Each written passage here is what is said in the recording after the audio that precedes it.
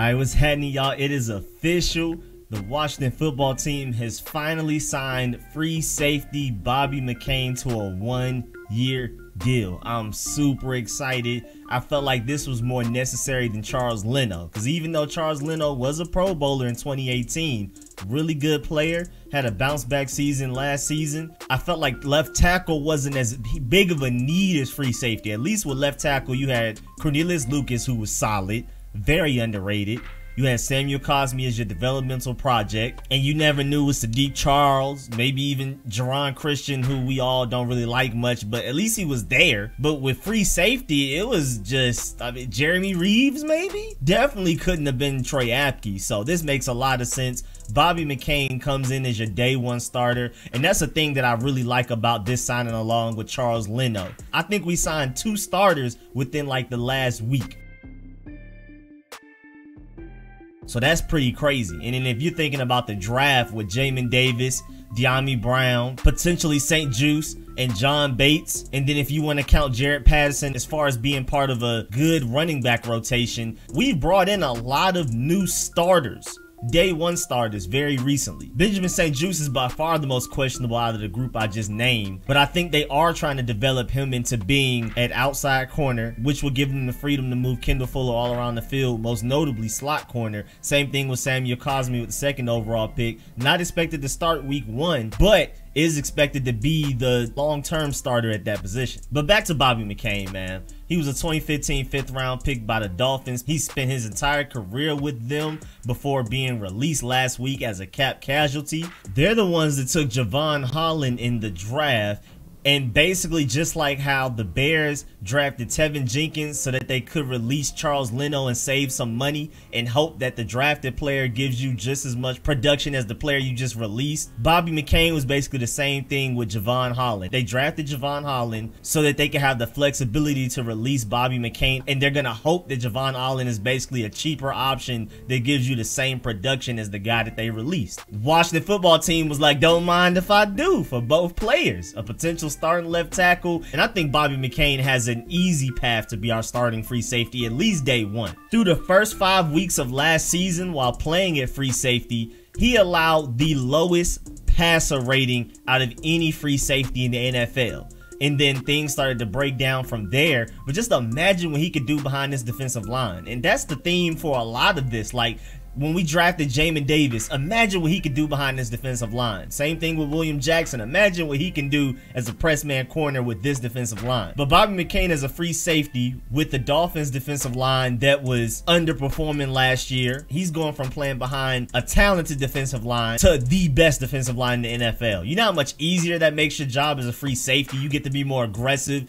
Then you also have William Jackson, a lockdown corner on the other side, Kendall Fuller holding it down, a rising linebacker core. This allows you to be way more aggressive and make your reads easier as well. I mean, he's going to be playing opposite of Cameron Curl and Landon Collins as well. So this is going to be like the easiest his job has ever been, and this will also be his best opportunity to shine and potentially finally make a Pro Bowl, because he has Pro Bowl level talent at specifically what he's good at. That's being a rangy free safety. Don't expect him to step up into the box and make a tackle like a Justin Simmons or an Anthony Harris, but if you just want somebody to shut down the lid of the defense and not allow anything to go past them and to turn our secondary into a no-fly zone, Bobby McCain is your guy. I feel like he was the last missing puzzle piece for us to fix every need on the team. Our biggest needs going into the draft after free agency were middle linebacker, solved that with Jamin Davis. A tight end 2, solved that with John Bates. I'm higher on him than most people are. And then now we've solved free safety with Bobby McCain. I feel like, honestly, just franchise quarterback, the guy that we know can start for us for the next 10 years, is literally the only hole left on this team. But as far as 2021 goes, we have no holes. We have guaranteed, very productive day one starters immediately. And then we also have a lot of developmental pieces who can also provide great depth if there's an injury.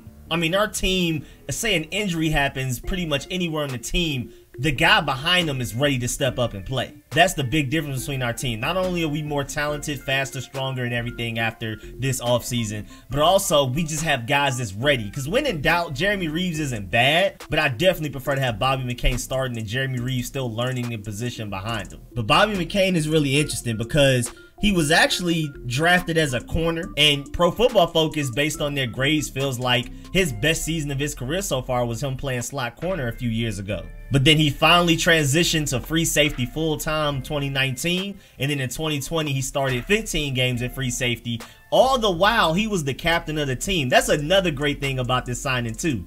Ryan Fitzpatrick and Bobby McCain were both captains for the Dolphins last year. We took them both. We just took 2 captains to add to our already high leadership, high character team, and now it's gonna be a fight for who ends up with captain. I highly doubt Bobby McCain just walks in and becomes captain over Jonathan Allen, Chase Young, Ryan Fitzpatrick, and all of these guys. Brandon Scher, Montez Sweat, Terry McLaurin, potentially Jamin Davis, with him being the leader of the defense. I mean, it's just so many guys, and I know Ron Rivera has built this team to be that way. He's built this team to be the most versatile. Again, Bobby McCain is a pure free safety now, but again, you could argue his best football was at slot corner. The entire secondary is diverse. William Jackson's pretty much the only guy you know, oh yeah, he's playing #1 outside corner, locking up the opposing team's #1 receiver every down.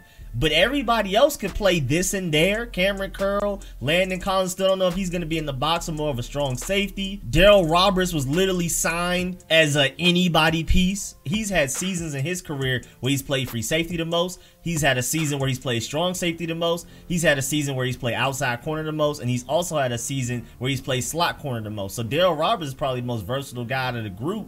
And he's just a depth piece. Kendall Fuller, we already know he's best in the slot, but he's definitely projected to be our starting outside corner for week 1. But this secondary is crazy diverse. I mean, our receiving core is crazy diverse. Multiple guys that can pretty much play X, Y, and Z. This offensive line, we have several guys that can play both tackle and guard. Some guys you prefer at tackle, some guys you prefer at guard. But we have at least 5 or 6 guys that you know, when in doubt, if there's an injury, can step up at either position, left tackle, left guard, or right guard. So this is crazy. And getting somebody like a Bobby McCain, again, I love his versatility, and I just went on a whole rant about versatility for the past couple of minutes, but we really needed that rangy free safety that can shut down everything over the top. You already know William Jackson is going to cut off a half of the field himself. So to have a Bobby McCain that can hold it down and allow guys like William Jackson and Kendall Fuller to be more aggressive, they can press man, they can play more underneath, because you know, when in doubt, Bobby McCain's got your back over the top. And then with this pass rush, with Ioannidis coming back, Jonathan Allen was very underrated last year. Even though he had 2 sacks, that was misleading. He had the 7th highest win rate amongst all defensive tackles in the NFL last year. But it just didn't show on the stat sheet, because even though he was technically the 7th best pass rushing defensive tackle last season, you got to get there before Chase Young, Montez Sweat, Daron Payne, Matt Ioannidis. So man, it's good. We're going to have the best pass defense in the NFL. It's official now. I thought we already more than likely were going to, but after signing Bobby McCain, it's over with for that. We're definitely going to have a top 3 defense in the NFL, potentially #1. I mean, last season alone, Bobby McCain had 46 tackles and an interception in the 15 games he started. And he had 55 starts over his entire time in Miami. Him and Charles Leno are not injury concerns. That's another thing. We got 2 starters this past week that don't have injury concerns, and that's what I'm also very excited about. Your best ability is your availability, and Bobby McCain and Charles Leno bring that. So I'm really excited about this signing, y'all. If y'all couldn't tell, I'm super excited. I love the Charles Leno signing. There'll be competition at left tackle, but like, Bobby McCain is your day 1 starter for free safety. And then now when you think about it, this gets really interesting, because you already know Kendall Fuller, William Jackson, Cameron Curl, Derek Forrest, St. Juste are all locks. That's 5. And then you also have Jeremy Reeves and Jimmy Moreland, who I feel like are close to locks, but you know, nothing's guaranteed for them. That's 7. Now you add Bobby McCain, that's 8. Then you also have DeShazer Everett and Landon Collins, that's 10. There's no space for Troy Apke anymore. And I'm pretty sure we drafted Derek Forrest so that we could be comfortable releasing special teams ace Troy Apke. Because the thing that Troy Apke contributes the most right now is special teams coverage. You drafted Derek Forrest to at least be that, with the potential to develop into something more and then potentially start at some position on the defensive end. But at the very least, when in doubt, if you don't want to keep DeShazer Everett, if you don't want to keep Troy Apke, you have Derek Forrest to take their spots as the special teams ace, the guy to go down there and make a big play on special teams coverage and flip field positioning after the GOAT Tress Way does an amazing punt. But yeah, man, like I said, you already know I'm very high on this signing. Please get in the comment section and let me know how you feel about this. Again, we really needed just a pure rangy center fielder, no fly zone, free safety. We needed that. I really wanted us to get that in the draft. We didn't. We went and got a guy in Bobby. I mean, look at him. Look at this. Like, we went and got a guy in Bobby McCain that can do this. Just imagine what he's going to do with this defense. The Dolphins defense is ascending, but our defense is easily better, more athletic, and just better overall. So again, like I said earlier, his job is going to be made so easy for him. But again, definitely get in the comment section. Let me know how you feel about this signing. Please like this video if you liked it. If you learned anything, please subscribe if you haven't. Hit the bell next to the subscription button so you get a notification every time I release an informative and opinionated video like this one. Be on the lookout for all of the film sections for every draft pick, including undrafted free agent running back Jarrett Patterson. And as always, man, I really appreciate all of the support, man. Big shouts out to everybody that donates to the channel. Bigger shouts out to all of my sponsors, especially my Pro Bowl sponsors, whose names you see scrolling on the screen right now. Man, I really appreciate all y'all. I'll catch y'all later. I'm out.